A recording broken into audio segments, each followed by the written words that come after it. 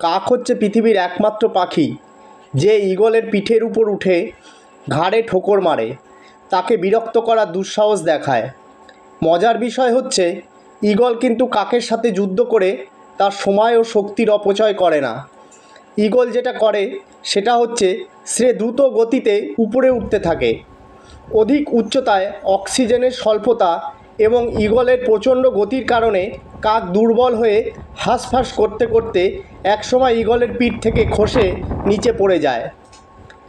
আপনার জীবনের চলার পথেও আত্মীয় স্বজন, বন্ধু বান্ধব ও সহকর্মীরূপী কিছু কাক চরিত্রের অধিকারী সমালোচক আপনাকে পিছন থেকে টেনে ধরার চেষ্টা করবে। ওদের সাথে লড়তে গিয়ে নিজের মূল্যবান সময় ও শক্তির অপচয় না করে আপনি শুধু তাদেরকে আপনার উচ্চতায় নিয়ে যান। দেখবেন তারা পালাবে, কারণ ওই উচ্চতায় তারা কখনোই টিকবে না। ওখানে পৌঁছানোর যোগ্যতাই তারা রাখে না।